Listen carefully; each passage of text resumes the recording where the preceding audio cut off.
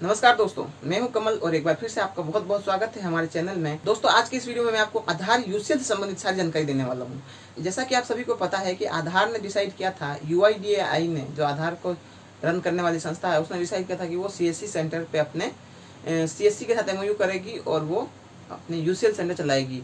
और उसके बाद CSC ने ये डिसाइड किया था कि वो उन्हीं लोगों को यूसीएल देगी जिनके बैंक BC है।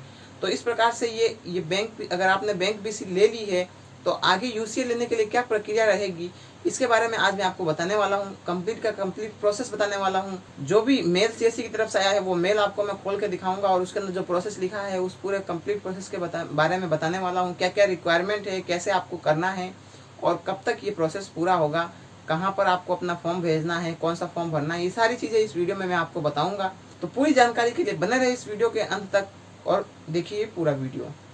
तो चलिए शुरू करते हैं। दोस्तों, सबसे पहले आप अगर CSC VLE हैं और आप बैंक BC अगर आपका ऑन है तो आपके पास एक इस तरह का मेल आया होगा। अगर आपके पास मेल नहीं आया है तो भी कोई बात नहीं, इस वीडियो में मैं आपको पूरा प्रोसेस बताऊंगा और जो लिंक यहाँ पर दिया हुआ है वो आपके साथ में इस वीडियो के डिस्क्रिप्शन बॉक्स में शेयर कर दूंगा। तो आप वहाँ से जाकर और ये जो वीडियो मैं बना रहा हूँ इसका पूरा स्टेप बाय स्टेप देखकर आप इसका स्क्रीनशॉट भी ले सकते हैं ताकि आपको हेल्प मिले अगर आपके पास मेल नहीं आया है तो। और अगर आपके पास मेल आया है तो आप मेल में लिखे अनुसार उसके हिसाब से आप कर सकते हैं। तो ये देखिए, ये मेल आया है CSC की तरफ से, जो वहाँ के बैंक वगैरह का देखते हैं, जो हेड है राजस्थान के, उन्होंने मेल किया है। आप अगर किसी अदर स्टेट के हैं तो आपके जो वहाँ के हेड है राजस्थान के, उनकी तरफ से मेल आया होगा। और अगर नहीं आया तो आप यहाँ पर इस प्रोसेस की सहायता से आप काम ये कंप्लीट कर सकते हो। अब इसके अंदर सबसे पहली जो लाइन लिखी हुई है वो लिखी हुई है कि UCL only for those VLE who have bank BC with CSC, यानी कि UCL आपको तभी मिलेगा अगर आपके पास CSC का बैंक BC है तो, यानी कि CSC के द्वारा रजिस्टर्ड अगर बैंक BC का काम आपको कर रहे हैं तभी आपको ये UCL का काम मिलेगा। इसके अंदर अब सारी चीज़ें स्टेप बाय स्टेप बताई गई है।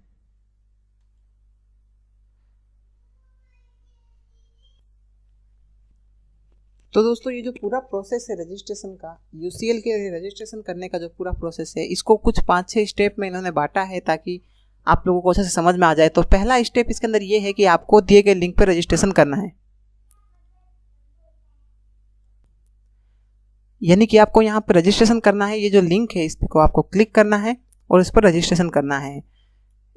जैसे ही मैं इस पर लिंक पर क्लिक करूँगा, मेरे सामने एक eSeva.csc क्लाउड की वेबसाइट खुल जाएगी और उसके अंदर आएगा डिजिटल सेवा कनेक्ट। यहाँ पर आपको अपने CSC ID पासवर्ड से लॉगिन करना है। तो मैं इसको क्लिक करूँगा। क्लिक करते ही मेरे सामने लॉगिन का ऑप्शन दिख जाएगा। तो यहाँ पर मुझे अपना ID और पासवर्ड डालना पड़ेगा।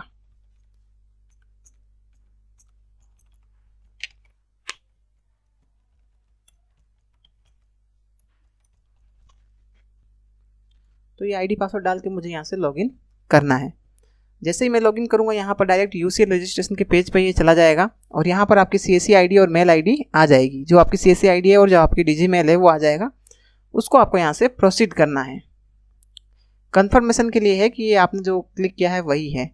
उसके बाद अगर आपने ऑलरेडी इसको भर रखा है तो आपके सामने ये कुछ डिटेल आ जाएगी भरी हुई, और अगर आपने नहीं भर रखा है तो आपके सामने ये ब्लैंक आ जाएगा। तो इसके अंदर आपको इसको कंप्लीट करना है। पहले आपका नाम डालना है, CSC ID डालनी है, उसके बाद बैंक BC का कोड डालना है। इसके अंदर अगर आप ICICI बैंक का अगर आपके पास BC है तो यही कोड होगा, अदरवाइज आपके पास किसी और बैंक का है तो वो कोड आपको यहाँ से डालना है। आपको यहाँ से अपना आपको 4th नंबर पे अपना बैंक का नाम लिखना है। उसके बाद अपना स्टेट डिस्ट्रिक्ट सेलेक्ट करना है और उसके बाद पिन कोड नंबर डालना है। उसके बाद आपको CSC सेंटर का कंप्लीट एड्रेस डालना है, VLE के मोबाइल नंबर डालने हैं, उसका मेल ID डालना है और उसके बाद यहाँ से आपका शुरू होता है जो भी यहाँ पे पूछी गई जानकारी वो आपको देनी है। सबसे पहले आपका आधार जो ऑपरेटर है उसके पास उसका सर्टिफिकेट है या नहीं, आधार वाला ऑपरेटर या सुपरवाइजर का, तो आपको यहाँ से यस करना है। इसके बिना ये रजिस्ट्रेशन होगा नहीं, तो आपको यहाँ से यस करना है और चूज फाइल में जाके जो आपका जो ये रजिस्ट्रेशन है उसको यहाँ से सेलेक्ट करना है। यहाँ पे PDF या JPG फॉर्मेट दो में से कोई एक आप यहाँ सेलेक्ट कर सकते हैं, तो वो यहाँ पे आपको अपलोड करना है। उसके बाद जो नेक्स्ट है उसके अंदर है ऑपरेटर का पुलिस वेरिफिकेशन। जो भी ऑपरेटर है सुपरवाइजर उसका पुलिस वेरिफिकेशन होना चाहिए। वो है या नहीं है। तो इसको यहाँ पे है तो यस करना है, यस ही होना चाहिए, क्योंकि नहीं होगा तो ये आपको नहीं मिलेगा। और दूसरी चीज़ ये ध्यान में रखने वाली बात है कि यहाँ पर ये मोर देन 3 मंथ ओल्ड नहीं होना चाहिए, यानी 3 महीने ज़्यादा पुराना, मोर देन 3 मंथ ओल्ड नहीं होना चाहिए, यानी कि 3 महीने से ज़्यादा पुराना नहीं होना चाहिए। तो यहाँ से मैं यहाँ पे पुलिस वेरिफिकेशन सेलेक्ट करूँगा अपना।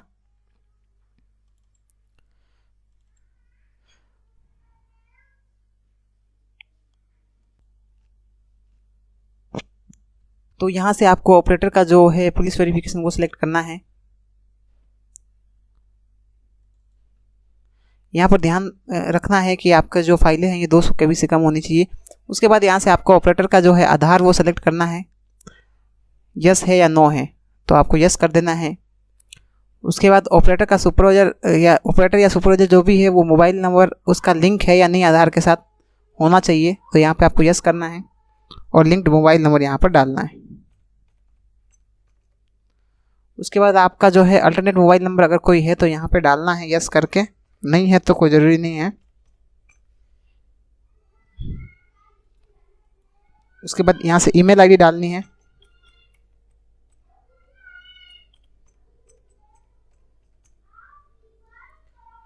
उसके बाद कुछ चीज़ें जो आपको यहाँ से यस नो करना है, लैपटॉप अवेलेबल है या नहीं UIDAI की गाइडलाइन के हिसाब से। जो भी UIDAI का स्पेसिफिकेशन देखना है इस पर आप क्लिक करके देख सकते हैं कि उसमें क्या क्या स्पेसिफिकेशन होना चाहिए आपके लैपटॉप में, तो आपको यहाँ से वो सेलेक्ट कर लेना है। यहाँ से आप देख सकते हैं कि इसके अंदर क्या क्या रिक्वायरमेंट है। तो ये देखिए यहाँ पर आ जाएगा कि जो लैपटॉप है उसका minimum 14 inch HD integrated display होना चाहिए, इंटेल i5 प्रोसेसर होना चाहिए या AMD Ryzen का होना चाहिए। उसके बाद जो भी चीज़ें हैं वो यहाँ पर लिखी हुई है, आप ये सारी चीज़ देख सकते हैं। और उसके बाद यहाँ से आप सेलेक्ट कर सकते हैं कि आपके पास वो लैपटॉप है या नहीं है, तो होना चाहिए, इसलिए आपको यहाँ से यस करना है। उसके बाद कलर मल्टी फंक्शनल प्रिंटर आपके पास है या नहीं है वो यहाँ से यस करना है। सिंगल फिंगरप्रिंट स्कैन है या नहीं है वो यस करना है। यहाँ पे आइरिस है या नहीं है, आइरिस जो आंखों के रेटिना वगैरह स्कैन करता है। उसके बाद TFT मॉनिटर यानी कि एक अनदर मॉनिटर आपके पास है या नहीं लैपटॉप के अलावा, वो GPS डिवाइस आपके पास अवेलेबल है या नहीं है, आपके CSC सेंटर के पास एरिया है या नहीं है 5 लोगों को वेटिंग करने का, तो अगर है तो यहाँ पे यस करना है। उसके बाद आपको यहाँ से जो है इमेजेस सेलेक्ट करनी है इनसाइड आउटसाइड की, तो इनसाइड में जो कुर्सी वगैरह लगी हुई दिखनी चाहिए और आउटसाइड की जो बाहर से आपका सेंटर कैसा दिखता है वो इमेज आपको यहाँ से सेलेक्ट करनी है। उसके बाद इंटरनेट अवेलेबिलिटी एट सेंटर, आपके सेंटर पे ब्रॉडबैंड है या नहीं है, तो आप ब्रॉडबैंड यहाँ से डाल देना है। और उसके बाद यहाँ से इसमें स्टैटिक IP डालनी है।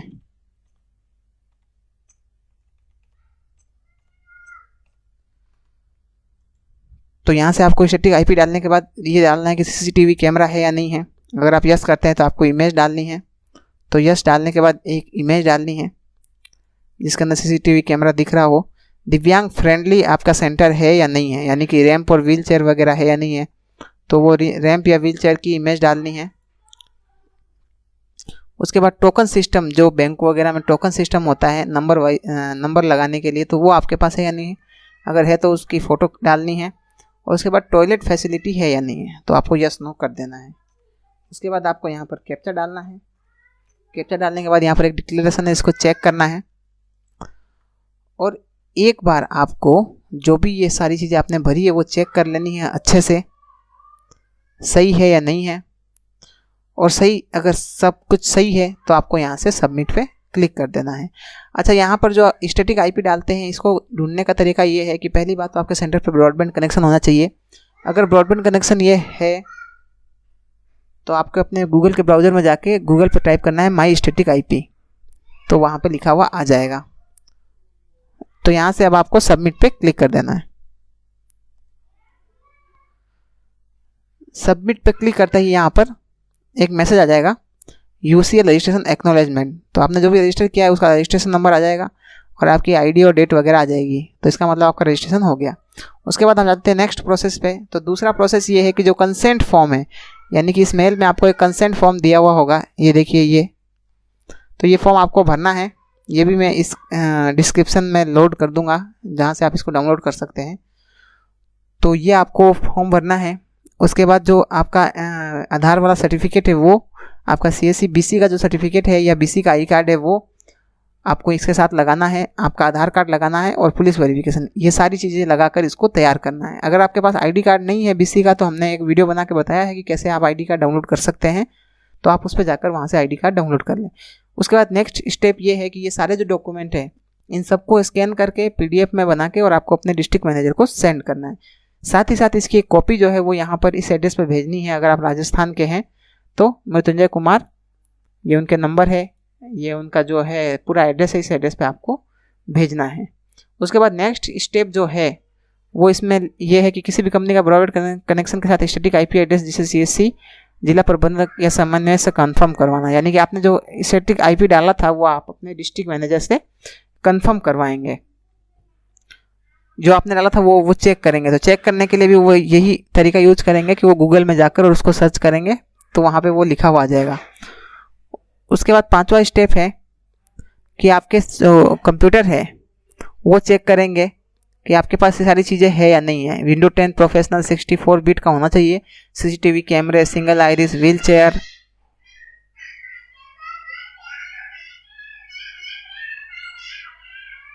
टोकन सिस्टम और आधार UCL फॉर्म सत्यापन करने के लिए सरकारी कर्मचारी जो रिटायर्ड हो या नियुक्त हो, वो ऐसा बंदा आपके पास होना चाहिए।